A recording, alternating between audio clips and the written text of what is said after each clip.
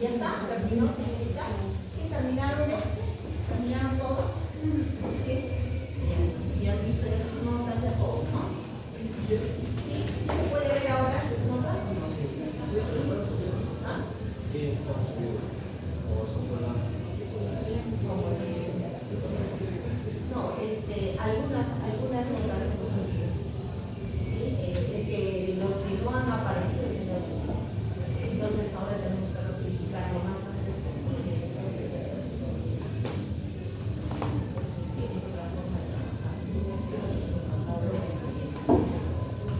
Vamos a ver. Ok. Entonces, chicos, hoy día vamos a ver lo que es histamina y antihistamina. Entonces, vamos a hablar precisamente de esa histamina y de estos antihistaminos. Entonces, recordemos un poquito que esta histamina puede ser sintetizada en casi todos los órganos, todos los tejidos, ¿no? Y vamos a ver que de ahí va a venir pues el nombre, ¿no? Es producida a partir de un aminoácido que es la histamina, ¿no? Compañera, y se va a producir por la descarboxilación de este ácido. ¿Quién lo va a hacer? La L-histamina carboxilasa. Recuerden, si es carboxilasa, rompe un grupo carboxílico. ¿Qué es un grupo carboxílico? Un CO. ¿Esta es la descarboxilasa de los ácidos aminoácidos? No, esta es la histamina descarboxilasa. ¿Cómo es el Sí, es que todos, recuerden, ¿sí? Eso es bioquímica, ¿sí? Todos los seres vivos, o en otras palabras, toda la vida tiene L aminoácidos. De aminoácidos no existen en los seres vivos. Los sintéticos no son parte de nuestros aminoácidos. Podemos utilizar la molécula degradándola y utilizar el carbono, el oxígeno, como normalmente se hace, por ejemplo, para la síntesis de nódulos, de las que se llaman purinas, podría ser, pero nosotros no tenemos de aminoácidos, tenemos L. Por eso siempre van a encontrar L. ¿Sí? Muy bien, entonces volvemos. Esta histamina, esta histamina, esta de acá, la vamos a descarboxilar por acción de la L-histamina descarboxilasa. Entonces, esta de acá, la sacamos este grupo. Y generalmente se va a ir como CO2. ¿Sí? Generalmente. Entonces, la descarboxilasa, descarboxila. Entonces, por ahí ustedes siempre van a ver qué cosa hace. La hidroxilasa, hidroxila, o sea, le pone un OH, ¿no? Entonces, o también deshidrogenasa, le quita un hidrógeno o le quita dos hidrógenos, deshidrogena. Generalmente las enzimas van a tener ahí su nombrecito que va a estar relacionado, generalmente porque hay otros que sí tienen un nombre propio, relacionado a lo que hace. Entonces esta descarboxila, ¿no? Le quita el grupo CO2. Y ustedes se dan cuenta, o sea, si acá le quito esto, me va a quedar esto, sin la colita del CO2. Entonces, ahí está, es la histamina, ¿sí? La histamina. Entonces, haciendo un poquito de historia, vamos a ver si les mandé, ¿no? Ok, haciendo un poquito de historia, vamos a ver. Esta molécula, ¿sí? Vamos a ver que la beta-imidazol etilamina se sintetiza por primera vez en 1907. ¿Y por qué es importante esta molécula? Porque este es el nombre químico de la histamina. Pero esta molécula se aísla por primera vez, o bueno, se sintetiza por primera vez, y se la detectó, porque antiguamente se le había detectado como estimulante uterino en extractos del cornezuelo de centeno. ¿Sí? ¿Recuerdan dónde encontrábamos el cornezuelo de centeno? O sea, el cornezuelo de centeno es un hongo que infecta al centeno, que es un cereal. Bueno, acá comemos mucho centeno. Encontramos, pero no es tan bonito. Nosotros tuvimos el trigo, ¿no? Harina de trigo, el trigo tostado, en Europa, y bueno, de repente en Asia, pero más en Europa, sí, pues es la base de la alimentación, el centeno. Y este este honguito, ¿sí?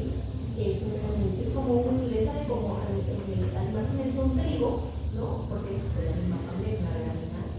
Igualito le sale como un cachito, por eso se le llama cornezuelo. Y ese cornezuelo tiene, ¿sí?, más de 9 alcaloides activos que están relacionados, bueno, en algunos casos como alucinógenos, hemos visto en clases esta semana. Pero también acabamos de encontrar algo importante que por decirlo entero, ¿sí?, los, ¿sí?, relacionados a los, ¿recuerdan? La ergotamina, pero también se usan, bueno, como antidañosos, pero también se usan para, ¿sí?, la estimulación uterina. ¿Por qué? Porque contraen el músculo liso, ¿sí? Contraen el músculo liso. Entonces, sí, contraen también, producen vasoconstricción a nivel cerebral, pero vamos a encontrar que también van a contraer el músculo liso del útero, y por eso también se usa como estimulante uterino que se llama enofilis. Bueno, entonces, esta molécula ya se conocía, no sabían que había algo ahí y de repente la lograron aislar y sintetizar, ¿no? Muy bien. En 1910 y 1911, David Laidlaw nos dice que esta molécula era capaz de estimular numerosos tipos de tejido liso, ¿no? O sea, vamos a ver, de músculo liso, ¿sí? De músculo liso. Entonces, y que también tenía una acción vasodepresiva. Entonces, pero muy bien, o sea, está aquí, ¿no? Esta molécula y es la misma que hemos utilizado, perfecto. Pero en 1927, todo este grupo, no vamos a ver aíslan la histamina, pero ahora sí, a partir de hígado y pulmones, o sea, ya de tejidos, ¿sí?, de, vamos a decir, animales, de tejidos animales. Y luego empiezan a haber, pues, una serie de identificaciones en otros tejidos más. Y de ahí viene que más adelante se le coloca, pues, se le acuña el nombre de histamina. ¿Por qué? Porque realmente, ¿esto qué es? Una amina. Estamos sabiendo, ¿no? Es una amina. Y si se encuentra en casi todos los tejidos, entonces tiene su nombre. Es la amina que se encuentra en los tejidos. Histos es tejido, ¿no? Entonces de ahí viene el nombre. Histamina, en todos los tejidos, ¿se acuerdan? Muy bien, pero un poquito queda la cosa. En 1929, unos colaboradores dicen, hay una sustancia que la denominan la sustancia H, y nos dice que eran liberadas más bien de las células de la piel por acción de estímulos traumáticos, ¿no? Y iba a tener iguales propiedades que la histamina. Muy bien. ¿Y por qué? Si nosotros nos ponemos a pensar, en la piel tenemos histamina. Sí tenemos una cantidad relativamente grande de histamina integrada en la piel y mucosas. Es por eso que cuando nosotros tenemos por ejemplo, tenemos una reacción alérgica, ¿cómo se maneja? Urticarias, ronchas, ¿no? Oye, pero yo me lo comí, pero igualito, a veces se nos hinchan las caras, se nos hinchan los labios, la piel, ronchas que me salen, ¿no? Entonces, vamos a ver, porque tenemos una gran cantidad de histamina. Y en las mucosas también, si no, a ver, ¿quién está haciendo sus prácticas por lo de leche? Claro, ¿por qué? Sí, pues no, yo todavía recuerdo, hace como unos 20 años atrás, menos, 2008 más o menos, centro de la la UNSA tenía un medidor de contaminación y paseaba por toda la ciudad. Era como una antena parabólica, como una antena parabólica, pero era así de este tamaño. Una antena parabólica con patitas, parecía una nave espacial. Y ahí captaba, ¿sí? Captaba los contaminantes, y ahí salía, ¿no? Por ejemplo, ozono no tanto por ciento, no tanto por ciento, y salía como una pantallita con pulgador. ¿Cuál era la cantidad de contaminación? Con un estudio que hicieron, o sea, por muchos, pero eso ha estado por 3 años, ¿no? Entonces, por muchos sitios de acá de Arequipa, para detectar cuál era el sitio más contaminado de toda la ciudad de Arequipa. ¿Cuál fue? La esquina del Hospital Goyeneche con Paucarpata, ¿sí? Ese es el lugar más contaminado de toda la ciudad de Arequipa, donde la concentración de contaminantes en el aire excede, pero así, garrapatalmente todos los límites máximos permitidos. Entonces, por eso les digo, también se mira. Porque los que están ahí lo dicen, sí, la gente ahí en Goyeneche, bueno, ahora ya nadie vive por ahí, pero la gente que vivía ahí, por esa época, porque se hizo todo un estudio, reportaban qué cosa, que lavaban la ropa, y la ropa blanca, ¿sí? Hoy día lavaba la ropa, y mañana o más tarde la recogía, y salía broma. Salía broma. ¿Por qué? Por la cantidad de contaminantes. Ahora, compañeros, ustedes que están ahí haciendo práctica, les van a preguntar, ¿y qué tal? Y le explica la nariz. Sí, estamos informando. ¿Y de qué color sale el mosquito? Sale el mosquito con unos hilos negros. Contaminación. ¿Y por qué le salen esos hilos negros? Es el polvo que está acumulado en el saco. Pero eso es una reacción, ¿sí? ¿Por qué? Pero ¿qué me sale? ¿Por qué me sale el mosquito? Porque usted no es un mosquito, ¿sí? No. Pero en ese momento a ellos, ¿por qué sí les está saliendo mosquito? Porque es una sustancia extraña, ¿sí? O sea, ese polvo, esos contaminantes son interesantes. ¿Y qué están generando? Una respuesta. Muy una respuesta inmune todavía. ¿Quién genera ese tipo de respuesta inmune tipo alérgica? La histamina. Por eso les decía, piel y mucosas, ¿no? Piel y mucosas. Entonces, igual, ¿no? Y a veces puede ser la nariz o a veces puede ser la garganta la que me pica, ¿sí? ¿Y qué está ocurriendo? Una inflamación. ¿Por qué? ¿Qué hace la histamina? ¿Qué cosa es? Si hablamos del sistema inmune, ¿qué hace la histamina? ¿Qué? Va a ser un proinflamatorio, ¿no? Ahorita lo vamos a ver. Muy bien, entonces, pues ellos descubrieron esa sustancia H, no puede desaparece, ¿no? Pero por un traumatismo, ¿sí? O sea, un golpe, ¿no? Vamos a ver. En los años 30, el Instituto Pasteur de Francia empieza a desarrollar los primeros antihistamínicos, la fenfensamina y la pirimidina. Pero en el 46 Estados Unidos no se queda atrás y también desarrolla lo que es la difenhidramina y la riperidina. En el 66, ¿qué cosa hacen? Empiezan a investigar y descubren los receptores de histamina y descubren lo que hoy conocemos como los H1, ¿no? Entonces, empiezan a trabajar con esos receptores. En el 72, Black y colaboradores descubren los H2, que eran diferentes, y también empiezan a trabajar con moléculas anti-H2. En 1983, Aran y colaboradores descubren los H2. Y bien nuevecitos acá, miren, en el 2009, ellos descubren los H4. ¿Y por qué tan recientemente? Porque estos H4 van a tener funciones parecidas. Y por otro lado, ¿sí? Había la creencia de que solamente casi en el cerebro había H1, un poquito por ahí H2. ¿Sí? Un poquito por ahí H2. Entonces, y estos receptores de acá son H2. Porque, bueno, cualquier función como H2, entonces son H2. Pero realmente son diferentes. Por eso es que ahora sí ya se habla de los H4.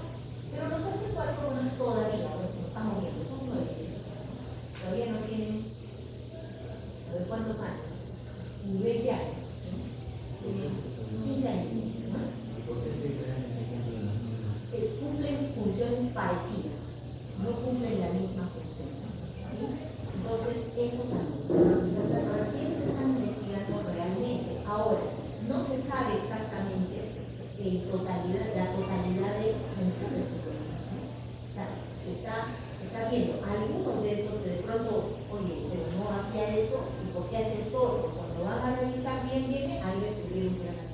¿no? Pero también han descubierto algunos que todavía no saben realmente cuál es la función que tiene, ¿no? Entonces, pero por ahí va. Pero estos son pocos, o sea, los receptores H3 es una cantidad pequeña, ¿sí? Entonces, los H4 también. Entonces, por ahí se dice sí, tienen actividad, pero todavía se está manejando muy bien. Pero lo que sí sabemos es que también, como nos han comentado sus compañeras, es que estos se encuentran en los mastocitos y ¿dónde más? En los mastocitos y basófilos, ¿no? Ahí los vamos a encontrar. ¿Dónde? En los gránulos, pues, en los gránulos que contienen los mastocitos y basófilos, ¿sí? Porque son granulecitos, tienen en su interior gránulos y que van a contener una serie de sustancias, incluyendo, ¿sí?, a la amiga íntima de la histamina, que es la dopamina, ¿cierto? Y vamos a ver que es verdad, porque vamos a encontrar que estos mastocitos o basófilos en el aparato de Golgi es donde van a producir esa descarboxilación de quién era? De la histidina, ¿no? La descarboxilación de la histidina y la van a convertir en histamina y la van a almacenar hasta el momento adecuado, tanto mastocitos como basófilos, hasta el momento adecuado para liberar. Generalmente, ¿cuándo se va a producir? Cuando haya la acción de un alergeno y un antígeno. Va a estar aquí involucrada la inmunoglobulina. Entonces, ¿qué es lo que va pasando? Bueno, pues vamos a ver, tenemos acá los anticuerpos, los linfocitos, ¿cierto? Las células plasmáticas van a producir anticuerpos. Entonces, en este caso se va a producir la unión del antígeno, ¿sí? El linfocito B se activa y va a empezar a producir anticuerpos. Específicamente, en este caso, inmunoglobulina. ¿Y qué va a hacer esa inmunoglobulina? Bueno, va a ir aquí al mastocito o al basófilo y va a unirse a este receptor del cuadradito que está acá. ¿Cómo se llama ese receptor? ¿No? Es un receptor específico. ¿Sí? ¿Para qué? Para anticuerpos. R1, ¿sí?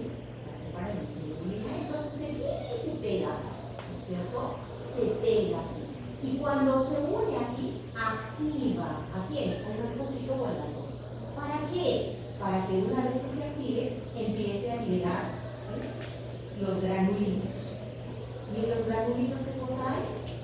Mediadores proinflamatorios, ¿no? Histamina, leucotrienos, prostaglandinas, factor agregante plaquetario, ¿no? Vamos a ver ahí pues también raditimina, proteasas, vamos a ver ahí pero bueno, factor de necrosis tumoral, interleuquinas, citoquinas, ¿no? Todos los que son mediadores proinflamatorios. Porque la histamina va a desempeñar acciones fisiológicas importantes, ¿no? Se liberan los granulitos. Sí, puede ser. Pero va a tener una acción importantísima junto con la inmunoglobulina en las reacciones de hipersensibilidad inmediata y en las respuestas alérgicas. ¿Sí? Muy bien, es cierto. Muy bien. ¿Y cómo se libera? Bueno, tenemos acá la liberación de la histamina en dos etapas. La primera nos dice, bueno, este mastocito, ¿qué pasó? Se tiene que activar, ¿sí? Se tiene que activar. ¿Quién lo activaba? Dijimos la inmunoglobulina E. Porque una vez que se activa, ¿qué va a pasar? Va a, ¿sí?, a expulsar los gránulos de la célula, se los expulsa. Y luego, ¿qué me dice? La histamina es liberada desde el gránulo por un intercambio con cationes del medio. Entonces, hay un intercambio. ¿Por qué se da la liberación? Puede ser activada por agentes físicos, reacciones antígeno-anticuerpo, toxinas bacterianas, de animales, drogas, pero estos agentes físicos, ¿qué cosas serán? Salud. ¿Por qué es un agente físico? Externo, flora. Como agente físico. ¿Cuál podría ser? El polvo. Es reacción antígeno-anticuerpo. Un golpe, por ejemplo, es un agente físico que hemos visto. Que descubrieron la sustancia H en traumatismos. ¿Sí? Si se conoció, se pegó, se volvió. ¿Y qué más puede ser un agente físico? Una condición. corte, por ejemplo. Un daño a la célula. Claro, puede generar un daño a la célula, pero estos agentes físicos, ¿qué podría ser? Madurar. La temperatura, ¿sí? La temperatura, el frío, el calor, porque vamos a ver, se puede dar activación y reacción alérgica por acción del frío, por acción del calor. ¿Sí? Por acción del calor sí se caracteriza mucho, ¿no? Que a veces, ay, es que estoy sudando mucho, me empieza a hacer un sarpullido medio raro, es por el sudor. O donde se ve mucho, y también a veces sale, bueno, no tanto, pero sí antes era, en la emergencia iban las mamás desesperadas, ay, no sé qué tiene, por qué tiene sarampión, varicela, todo le ponían, ¿no? ¿Por qué? Porque el niño llegaba con sarpullido, ¿no? Todo su cuerpito. ¿No? Y esto es porque la mamá le ponía piamita encima de piamita, chompa encima de la chompa, lo abrigaba, lo envolvía con una manta, lo acostaba y enseguida pues le ponía frazada y pues lo que pasaba con el niño, lo estaba comiendo, pobrecito, ¿no? Y de repente la mamá lo estaba cambiando y le encontraba todo el cuerpecito lleno de sarpullido por acción de agentes. El frío también hace eso igualito. Igual. Solamente ahí no vamos a ver tanto sarpullido, pero sí la piel enrojecida, manchas rojas. ¿Sí? Entonces, ahí vamos. Muy bien. Pero así como vamos a ver la formación a partir de la histamina, semestarosida, y tenemos a la histamina, también vamos a ver la vía de inactivación. ¿Y para qué inactivamos? Para que no haya una respuesta exagerada. Puede ser. ¿Con qué intención nosotros activamos? Inactivamos. ¿Sí? Inhibió la inflamación. Inhibir la inflamación puede ser también. Esta histamina ya fue, se acopló a su receptor, cumplió la función, se desacopló y ahora me dice que ahí inactivamos. Para que no haya enfermedades inmunes. Sí, o sea, la larga sí va a generar eso, pero ¿por qué vamos a inactivar? Esta de su, o sea, su es muy fuerte, entonces puede crear. Toda sustancia que nosotros producimos tiene una actividad y ya cumplió con su actividad. Debe ser metabolizada, inactivada para su eliminación. ¿Sí? Eso recuerda. ¿Sí? Ok, y es la forma en la que podemos dosarla. ¿Sí? Si nosotros encontramos una cantidad relativa de estos, vamos a decir, moléculas que son la forma inactiva de la histamina, ¿qué me va a decir? Que hay una buena producción.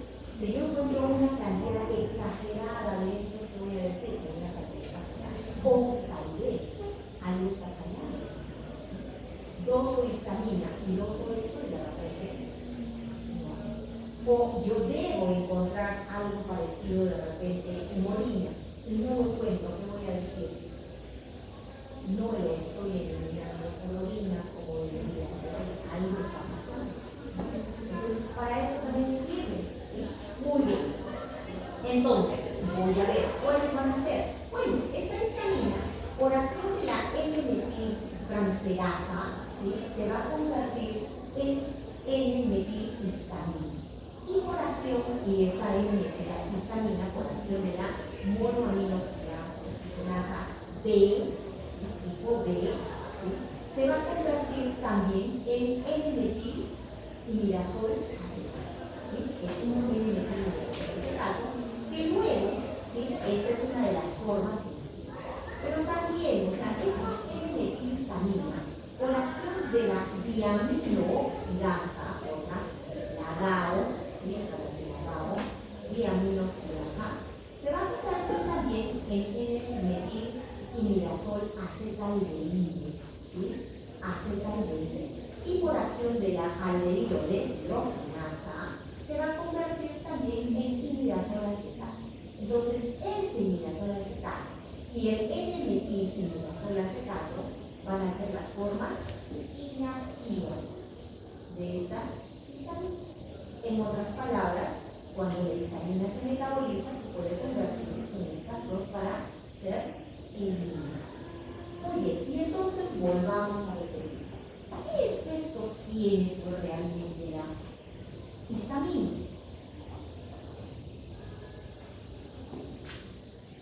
Hemos dicho que cumple una función importante porque es parte de qué? Del sistema inmune, ¿cierto? Va a cumplir una función importante en el sistema inmune. Y hemos dicho que está incluso dentro de las moléculas proinflamatorias, ¿cierto? O sea, que van a producir la inflamación. Bien. ¿Y qué más vamos a ver? Bueno, va a tener también efectos sobre el sistema en general. Pero también vamos a ver algo importante, ¿sí? La histamina es un neurotransmisor. Sí. Es un modulador positivo, o sea, es un activador. ¿Sí? Es un activador. Entonces también va a tener ese efecto. Voy a recordar. Bueno, entonces, ¿qué efectos va a tener? Bueno, va a tener varios. Los efectos más prominentes que ejercen sobre los músculos, específicamente, hemos dicho músculo liso, ¿no? Que es ahí incluso donde se descubrió, ¿no? Ahí dijimos 1910 y 1911, ¿no? Y, o sea, se sabe esto hace muchísimo tiempo. Pero también se sabe que actúa sobre las glándulas exocrinas. Bien. Bueno, algo también muy importante es que la administración prolongada puede provocar tolerancia. ¿Qué más vamos a ver acá? A nivel del aparato cardiovascular, pequeñas cantidades pueden producir una brusca caída de la presión arterial. Taquicardia, porque aumento de la permeabilidad vascular. Y la histamina, por acción directa, estimula la liberación de catecolaminas desde la médula suprarrenal. Entonces, si libera catecolaminas, ¿qué efecto va a producir?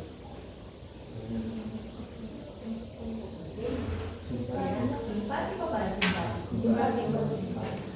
Entonces, acá también vamos a encontrar que algunas cositas que dicen, pues, ¿por qué produce esto si debe producir aquello? Porque Una consulta, los colinérgicos agonistas también ejercen efectos sobre los músculos lisos y glándulas. porque también vamos a ver, había unos que trabajaban con receptores mixtos, o sea, incluso dijimos, ¿no? Trabaja sobre muscarínicos, trabaja sobre histamina, o sea, los receptores de histamina, incluso los de serotonina.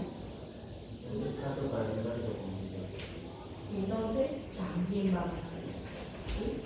Por eso también. ¿Y de qué dependía? A veces es un tipo de medicamento, a veces de la dosis, ¿sí? Y también, o a veces también, de la predisposición del paciente, ¿no? Para que se dé en mayor o menor acción el efecto de uno o de otro. Muy bien.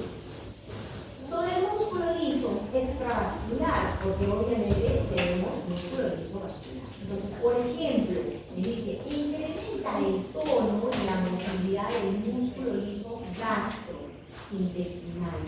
Entonces, ¿tiene que ver con qué? Con la contracción, ¿sí? El peristaltismo, podríamos decir, del aparato gastrointestinal. ¿Y a quién le debemos esto? Receptores H1. ¿Sí? Pero por otro lado me dice que tiene efectos sobre las exocrinas. Por ejemplo, me dice, es secretagogo gástrico. ¿Qué significa secretagogo gástrico? A ver, tiene su máxima tasa de secreción dependiendo de medida. Pero, ¿qué significa secretagogo? A ver. Baja. A ver.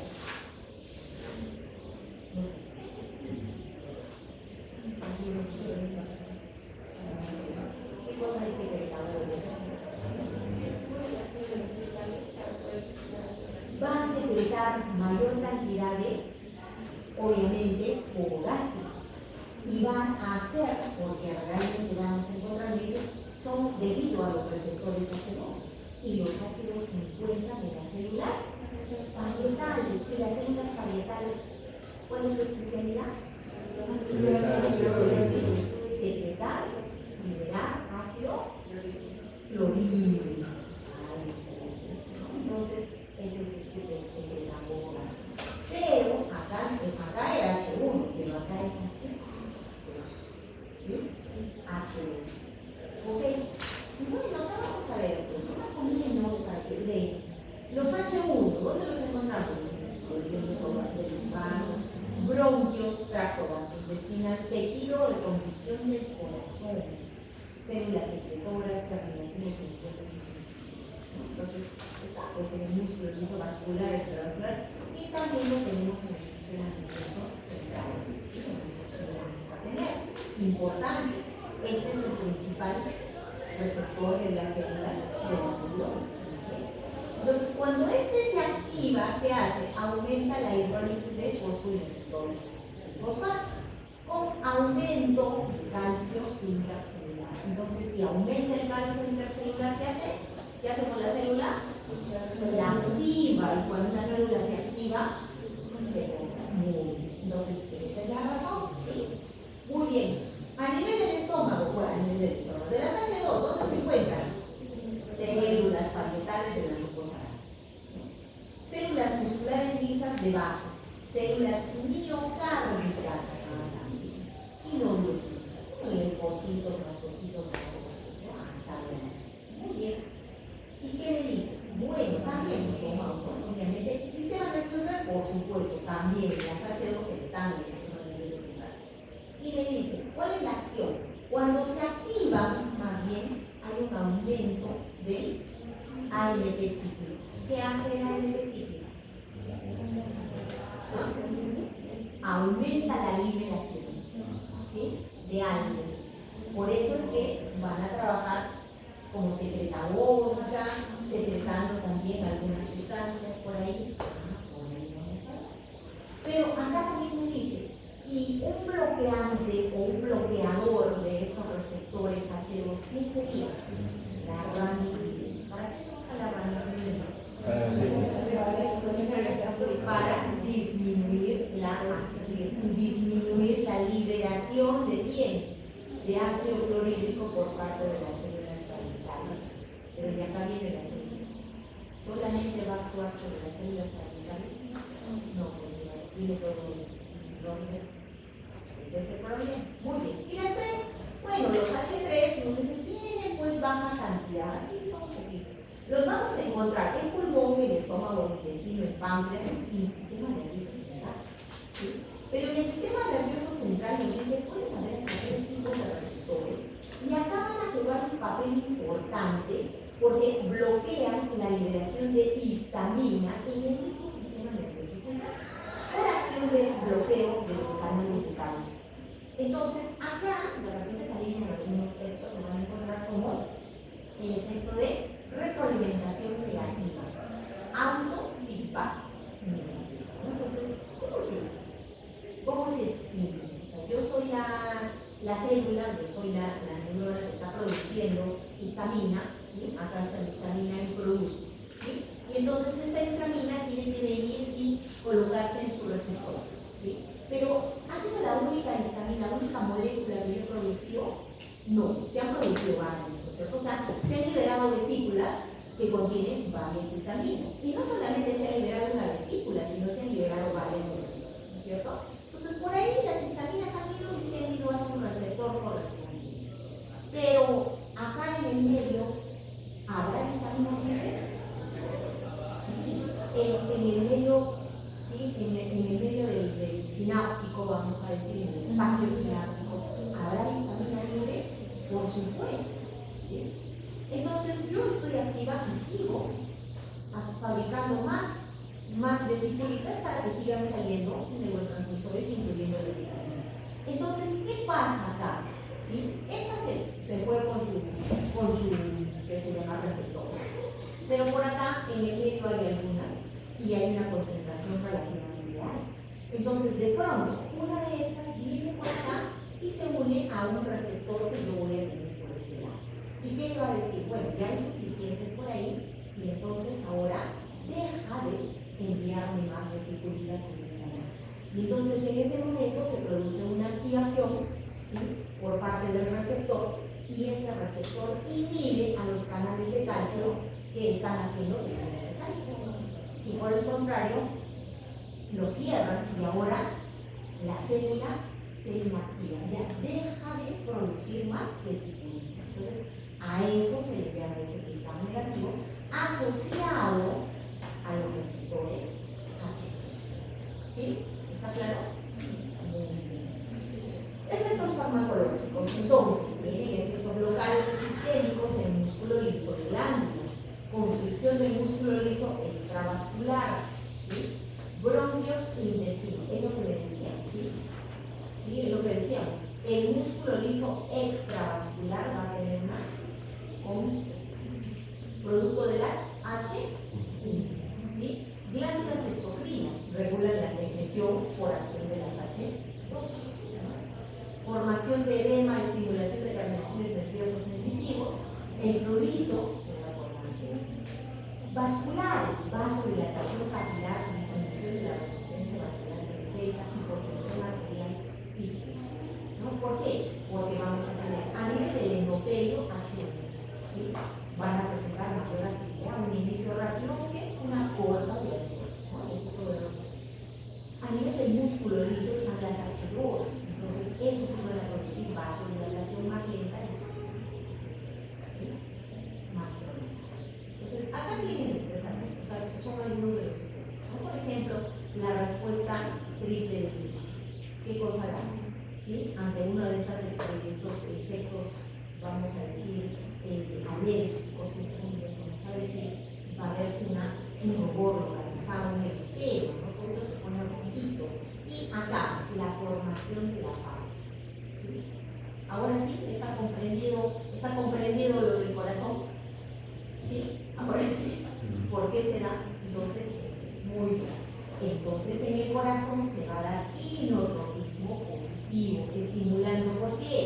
Por la entrada de calcio. ¿Sí? ¿Por qué? Por los ácidos. Cronotropismo positivo también. Enlentecimiento más bien de la conducción auriculoventricular, aumento del automatismo que puede producir arritmias de los ácidos. Y bueno, acá también se va a generar el shock histamínico que conocemos. ¿En qué consiste? En que va a haber una vasodilatación capilar y esta vasodilatación se va a producir porque necesitamos que haya un aumento de la permeabilidad capilar. Y generalmente, ¿por qué se produce este shock histamínico? Esto ustedes no han visto el año pasado, pero se han casado. Inflamación, shock séptico.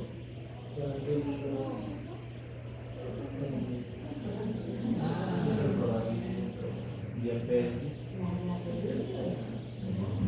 ¿Se acuerdan ustedes? Vamos a suponer que acá abajito se está produciendo esa, vamos a decir, nos están invadiendo por los, nos invaden por ahí los microbichitos, ¿sí? Hay un foco infeccioso, ¿sí? Ok, entonces, ¿qué va a pasar aquí? Acá hay un bichito raro que nos están invadiendo. Viene y por acá vamos a encontrar, ¿qué se llama? Mastocitos, basófilos. Sí, vamos a encontrar por ahí uno que otro porque están pues patrullando la zona, ¿sí? ¿Sí? Entonces, ¿y qué va a pasar? Acá tenemos un montón de microbichitos que nos están atacando. Entonces, ¿ese par de macrófagos podrá resolver el problema?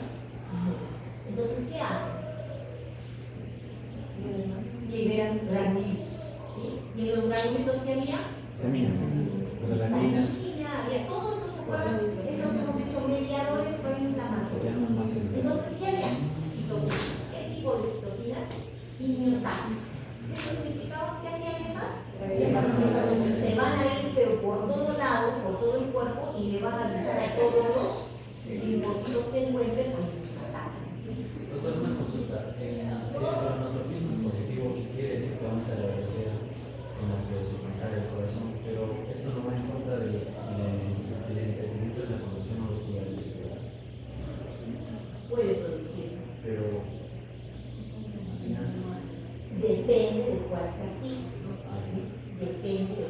O sea, puede tanto hacer cronotrópico positivo como negativo.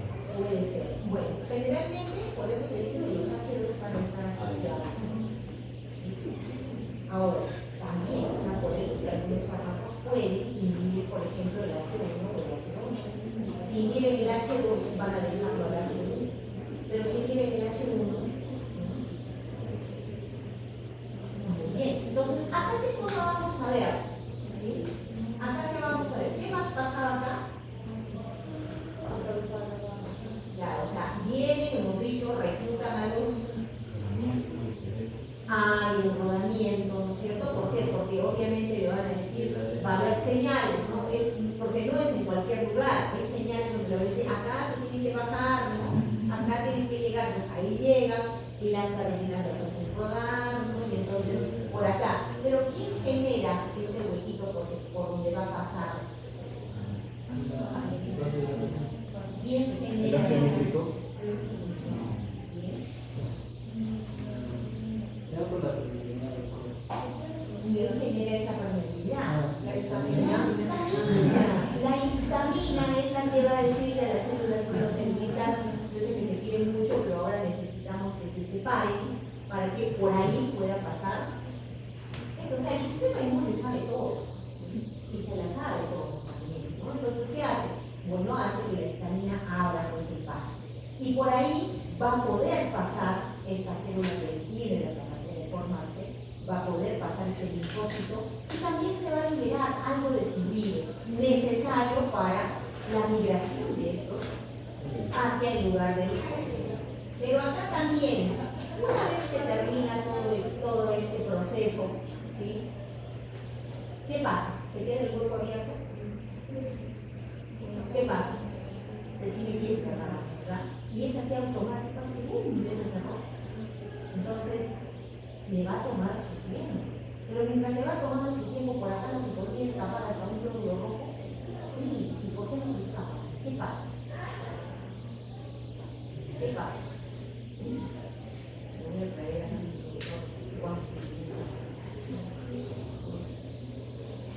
¿qué pasa? Lo acabamos de ver, hemos visto en esos mediadores, por ejemplo, ¿qué? ¿Oración de quién? Los factores agregantes plaquetarios, ¿sí? ¿Se acuerdan que son proinflamatorios? Pues, ¿no? Por eso es que en COVID, ¿qué cosas le ponían a muchos pacientes? Aspirina. ¿Qué? Aspirina, ¿sí? Incluso después, también heparina. ¿Sí? ¿Por qué? Porque muchos estaban muriendo por los trombos que generaban. ¿Por qué? Porque, oye, estaban saliéndose por acá, por todo lado. Y para que esto se una, se va a demorar. Entonces, coágulo por acá, coágulo por todo lado. Y estaban coagulándose por todo lado. Y estaban haciendo una trombosis generalizada y entonces morían. Bueno, entonces, ¿cuál era la solución? Aspirina. Y había muchos pacientes, me tomaba la aspirina y me sentía hasta bien. No, porque no dejabas que haya pues, la formación de globos y no se cerraba todo, ¿no? Y después ya empezaron a poner heparina, si no recuerdan, no había, enoxaparina desapareció del mercado. Y si por ahí alguien tenía, la vendía, pero a lo que le daba la gana y la gente compraba, ¿no? Entonces, ahí está la causa. Entonces, ¿qué cosa está pasando acá? Va a haber un coagulito hasta que de nuevo se vuelvan a juntar las celulitas. Y también acá, ¿se queda el coágulo ahí? ¿Se queda? No. ¿Qué pasa? ¿Cómo? Como un embrión. ¿Con qué? Como un embrión. ¿Qué pasa acá? ¿Quién era la íntima amiga de la histamina? La heparina. ¿Y la heparina dónde está? En el grano. Entonces, rompe la fibrina y las plaquetas se van cada uno por su casa. ¿Ves? Todo se lo sabe el sistema inmune. Por eso es importante aprender inmunología. ¿O no? Sí. Por eso es importante aprender fisiología también. Por eso también es importante aprender bioquímica y anatomía. Era virtual. Entonces, ahí la tienen, ¿sí? Y ahí encuentran la explicación a varias cosas también. ¿Sí? ¿Por qué esto pasa? ¿Por qué Y de pronto acá, ¿por qué tiene que haber también dilatación de los vasos sanguíneos? Porque yo necesito que haya una gran cantidad de sangre. ¿Para qué? Porque si no hay suficiente sangre, ¿cómo van a llegar con mis amiguitos blanquitos por acá? No van a llegar fácilmente. Ok, entonces acá hay una histamina, ¿sí? Hemos dicho el hueso del cerebro, ¿verdad? ¿Sí? La histamina está en el cerebro, hemos dicho. Sí, ¿no? ¿Qué función cumple en el cerebro? Tiene, bueno, tiene H3, pero principalmente tiene H1. Y acá está, miren, fíjense, acá tenemos a un receptor H1. ¿Y quién será este?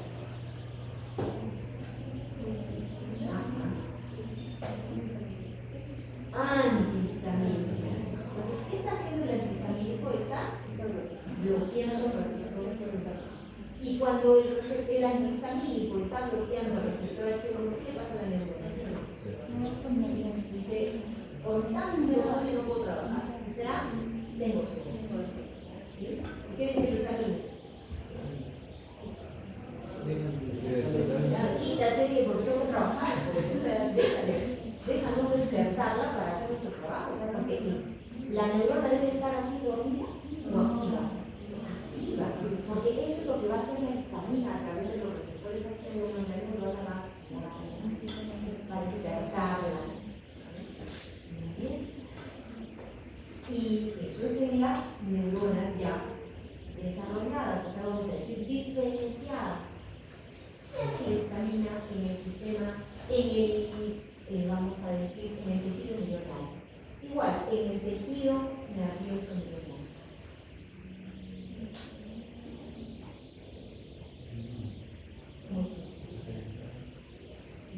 ¿Se acuerdan? ¿Cuándo se inicia la diferenciación neuronal? A ver. Cuando se forma el túbulo neural, ¿recuerdan? ¿Qué pasaba? ¿Recuerdan? A ver. Anatomía, primero era las tres Capas invernales. ectodermo, ¿de dónde se produce el sistema nervioso? Ectodermo. Y de ahí, eso se da más o menos alrededor de la tercera semana, ¿no? Según el nombre de la tercera semana. Pero al final de la tercera semana es que se produce la neuralización. ¿Y qué cosa es la neuralización? Que ese ectodermo, ¿sí? Esa parte se va a transformar en ¿qué? Primero en placa, y luego en tubo, y luego en ese tubo, ¿qué va a pasar? Una partecita que ¿qué va a pasar? La presa neural. La cresta neural está aquí, pero en el extremo, ¿qué le va a pasar?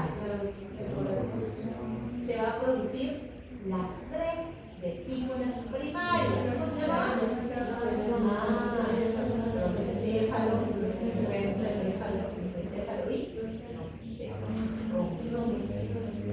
Y luego, ¿qué pasaba? Las tres se convertían en las 5 vesículas anatomía, ¿no? Igual, ¿no? ¿Y no se acuerdan? La única que seguía es el mesencéfalo, pero las dos de arriba, Diencéfalo. el diencéfalo y el telencéfalo. Y el telencéfalo, ¿qué cosa va a formar? Los diencéfalos. El diencéfalo o el Hipotálamo, hipotálamo. y luego la siguiente, el romencéfalo. El urogéneo. Y prosencéfalo. Entonces, ni encéfalo. Y entonces, el encéfalo se convierte en un raquídeo y el otro ¿sí? En la protuberancia neural. Ay, ustedes, anatomía. Anatomía. Entonces, muy bien. ¿Qué cosa hace la histamina en ese tejido embrionario? Va a diferenciar. O sea, va a llevar a la diferenciación neuronal. Pero cuando ya la neurona está diferenciada, ¿qué hace? Activa. ¿Sí? O sea, en el tejido embrionario la va a llevar a la diferenciación, pero ya en la célula ya diferenciada, la activa. Pero en el resto del organismo del cuerpo, vamos a ver, va a generar, por ejemplo, una acción, como he dicho, proinflamatoria. Como en la garganta, ¿sí? ¿Cómo está la pobre celulita? ¿Qué pasa con la celulita? ¿Qué tiene? Está inflamada, hinchada, grande. ¿Y qué dice acá? Fíjense acá también, ¿no? Está su receptor H1 y su bloqueador. ¿Su qué cosa es esto? Antihistamínico, que está bloqueando a quién? A la histamina. ¿Y qué le dice? Le dice, aléjate, que estás haciendo mucho daño. ¿Sí? Aléjate, que estás haciendo mucho daño. ¿Y qué le contesta la histamina? Debemos inflamar para proteger. ¿Y es verdad? ¿Qué decíamos en inmunología? Sí, debemos inflamar para proteger. Entonces, el usar antihistamínicos, porque mi compañera de allá del costado estornudó y yo digo en mi casa, uy, está conmigo, por si acasito, estará bien. ¿Qué cosa le dice? ¿Cuándo está indicado realmente el antihistamínico? Cuando, por ejemplo, ¿sí? El paciente que está sufriendo esta, vamos a decir, congestión, es un paciente asmático, entonces con inhalantes, ¿no? Porque ahí no la conozco mucho, ¿no? O es un paciente que yo sé que es alérgico, ¿no? Porque hay personas que la miramos nomás ya se encontró, ¿sí? Personas así. Dice, cualquier cosa, que si a los insectos, que si se paró, yo he visto eso también alguna vez, se paraba la mosquita, el mosquito, ni siquiera le picaba, solo se paraba y ya se le erizaban los deditos, ya estaba una manchita media rojita, o sea, ya se le pica, ya debe ser tuya. Entonces, ok, en ese tipo de pacientes me mandaron. Ahora, ¿cuándo también le puedo dar antihistamínicos? Cuando la inflamación ya está, pues, molestando demasiado, vamos a decir. O sea, no lo deja, ¿sí? No lo deja realizar su día a día, o sea, su vida normal. Y tengo tanta confusión que ya ni dormir me dejo, no puedo ni respirar bien. O estoy con mi garganta inflamada y yo el día siguiente tengo que dictar clase todo el día. Entonces, ahí sí pues vale la pena, ¿sí? Pero si es porque creo que mi compañera tiene gripe y por si acaso me voy a tomar yo también, ¿no? Entonces es importante, hay que dejar actuar al sistema inmune, ¿no es cierto? Muy bien, y vamos a encontrar análogos de la histamina, si se acuerdan que la semana pasada también hablamos de los análogos, que son moléculas que van a parecerse, en este caso hasta a la histamina. Por ejemplo, vamos a encontrar a la 2-metilhistamina que va a utilizar los receptores H1. Tenemos a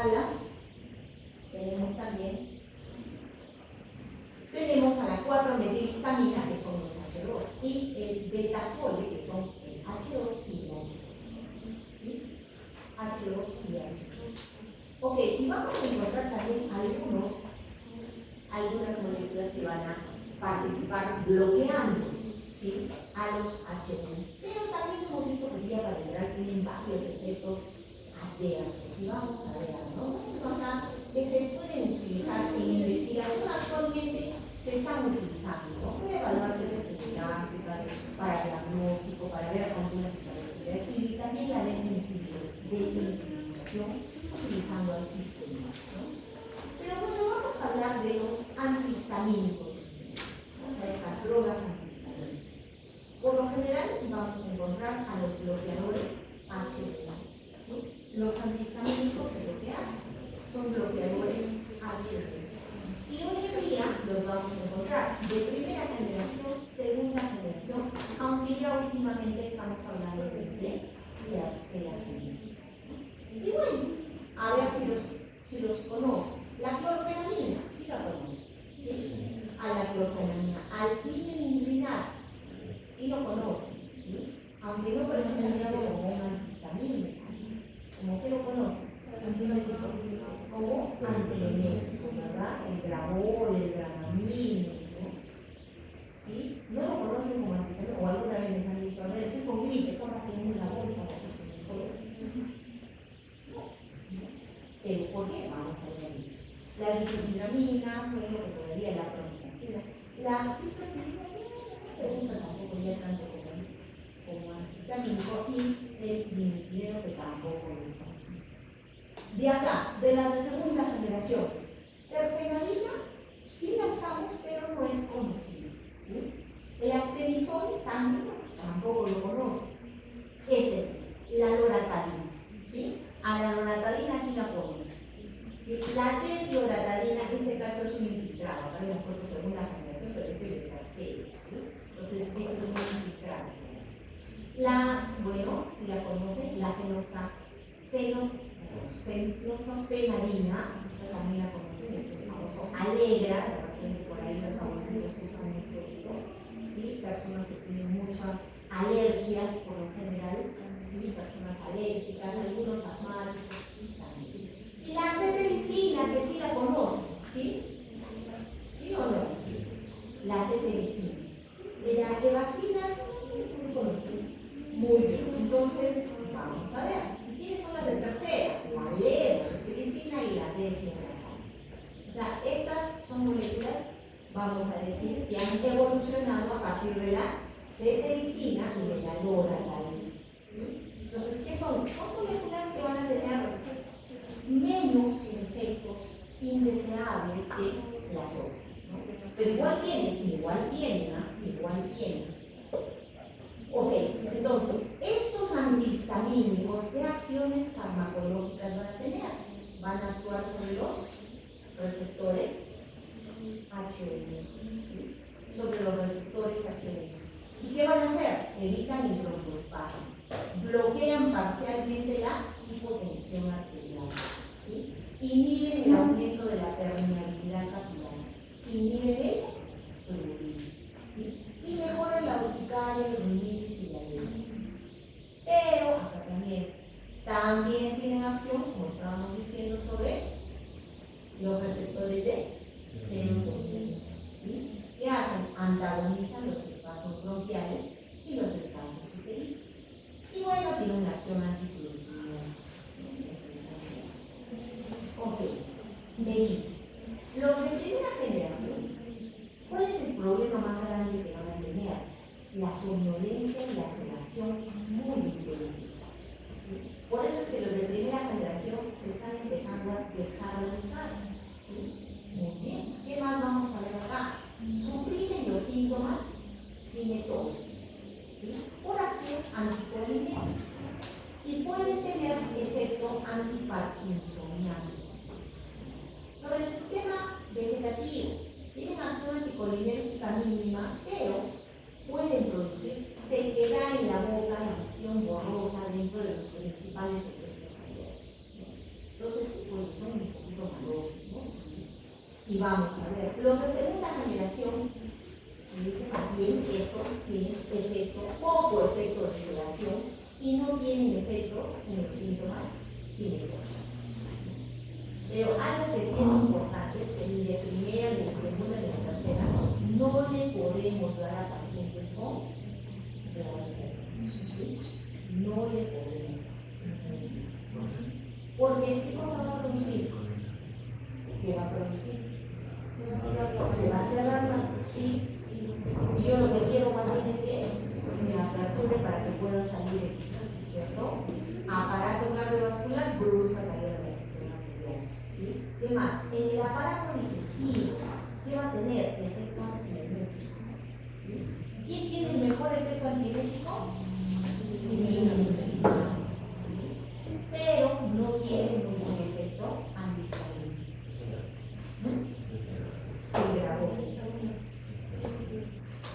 Entonces, pero acá viene el asunto. Si yo no quiero trabajar como antiemético, o sea, para un paciente que está teniendo mareos, náuseas, me interesa que ese paciente se duerma.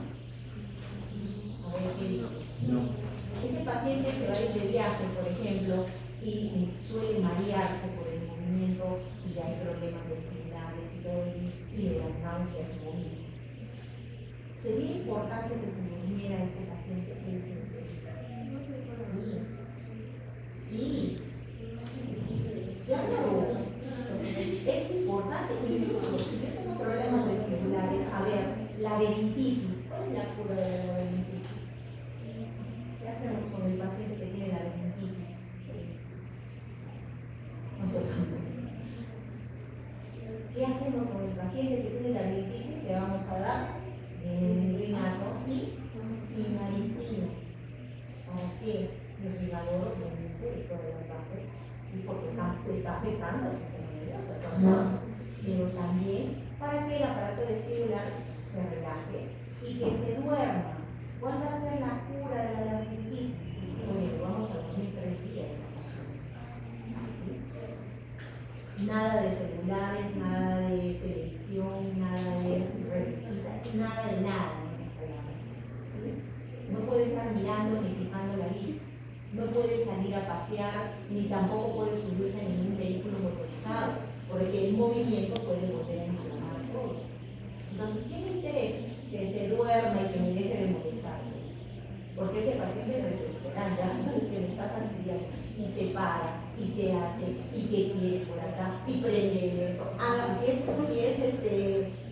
joven, peor todavía, porque no viven sin el celular, ¿no? O sin la tablet, ¿no? Entonces, ahí. Y está, pero no puede ser, no, pero un ratito, genial. Entonces, me interesa que se me duerma y acá se le doy cada 8 horas. Asegurarme que va a dormir por 3 días. Más la sinaricina, ahí sí ya lo termino de dormir. Hoy en día solamente se está dando ya el Rigato. ¿Por qué? Porque se le daba la sinaricina porque se le internaba al paciente. ¿Sí? Se le internaba, se llamaba pues la cura de sueño. ¿Sí? La cura de sueño. Entonces podíamos controlar los efectos adversos de la sinaricina. Pero ahora que el paciente se va a su casa y de ahí tiene que tomarse la sinaricina, ahí sí pues corremos mucho riesgo. Entonces, mira, le damos el antibiótico, se duerme y funciona bastante bien. Entonces, ¿me interesa que le produzca sueño? Sí, sí me interesa. ¿Sí? Ok, entonces lo que les decía, fíjense acá, ¿no? ¿Qué estamos viendo acá? ¿Qué es este vaso sanguíneo que tiene? Porque acá miren, es el mastocito que ha liberado sus histaminas y acá están los receptores. Y donde hay histamina en el receptor, ¿qué está produciendo? Pero acá fíjense, tengo el antihistamínico y el antihistamínico va a pelearse por ocupar el puesto, o sea, va a haber una competencia. ¿Sí? ¿Y qué pasa aquí? Que no hay histamina, sino que el antihistamínico.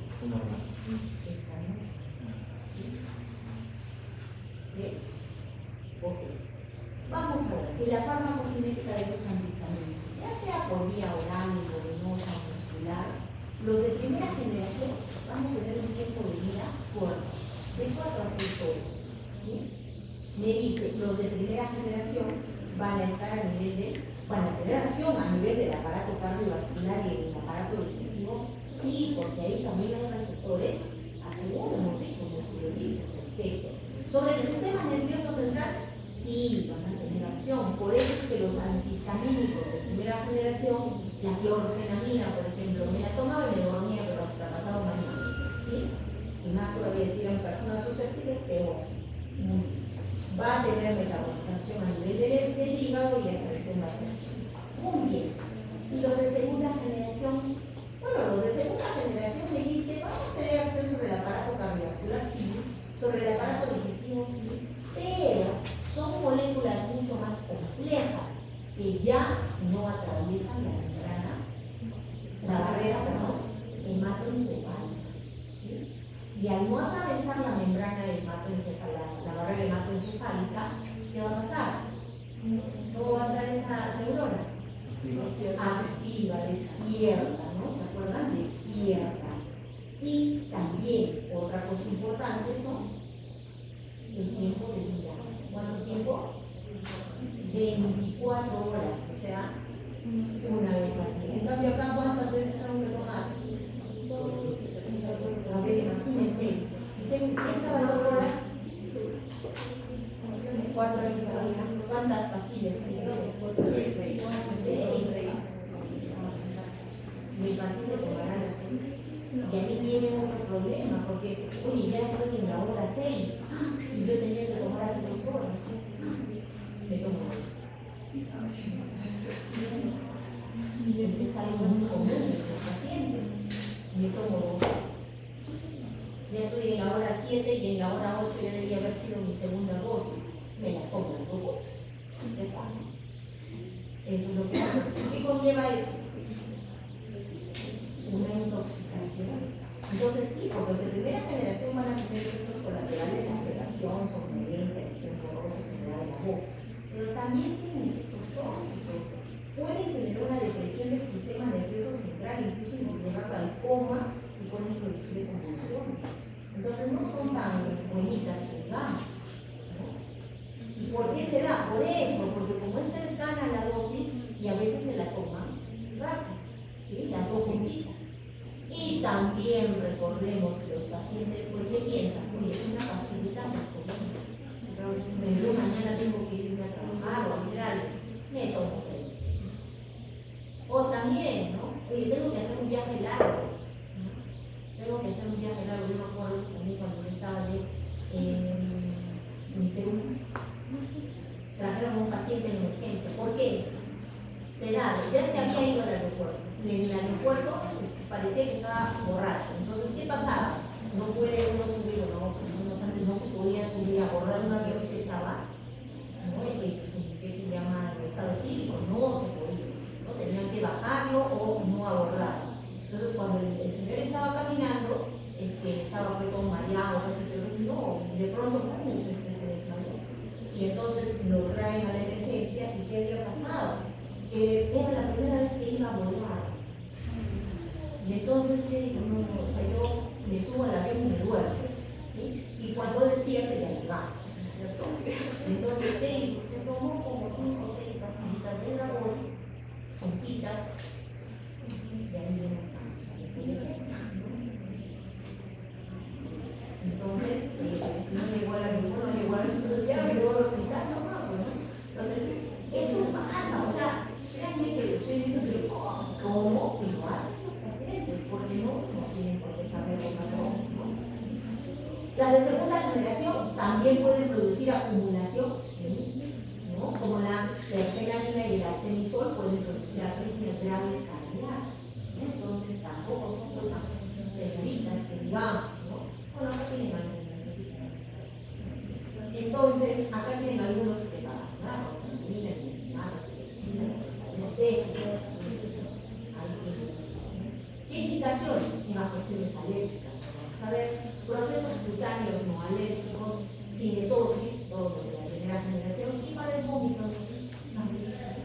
¿Qué contraindicaciones y precauciones? Pacientes alérgicos antihistamínicos ni hablar, no le puedo dar. ¿Sí? No administrarse a más de 60 años. ¿Sí? ¿Por qué? Produce contracción del músculo H1. No debe consumir alcohol en pacientes que usan antihistamínicos de primera generación y pacientes con glaucoma tampoco. Bien, acá tienen algo. Por ejemplo, miren la clorfenamina. ¿No? Generalmente, ¿para qué? Para procesos que requieren administración parenteral. Ahí lo podemos utilizar. ¿No? Rinitis alérgica, rinitis inflamatoria, reacciones alérgicas, ¿no? Vamos a ver estornudos, conjuntivitis. ¿Cuál es lo importante acá? Fíjense. Lo tenemos que dar cada 4 a 6 horas y produce muchísimo, también un negro y grande, así, porque produce ulceración. Y en niños está observada la administración, o sea, prefieren llegar, ¿no? Entonces es importante. Mientras que el dinidrato, fíjense qué me dice, ¿para qué está indicado? Náuseas, vómitos, enfermedad del invierno, síndrome del invierno, ok, entonces, ¿y antihistamínico? La loratadina, también para rinitis alérgica, estornudo, rinorrea, conjuntivitis alérgica. ¿Cuál es la ventaja? Que son 10 miligramos cada 24 horas. Y la desloratadina también, ¿no? Igualito, rinitis alérgica urticaria, pero 5 miligramos cada 24 horas. Entonces sí que tiene una importante importancia. Pero tenemos acá el ketotifeno. ¿El ketotifeno qué hace? Es para la profilaxis de asma, rinitis, bronquitis, alergia, eczema, dermatitis, urticaria, prurito, ¿sí? Es muy buena antialérgica. Entonces, muy bien, puede ser. La levocetiricina, rinitis y urticaria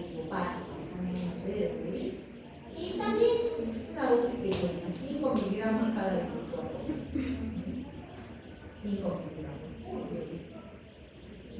Tenemos un caso clínico.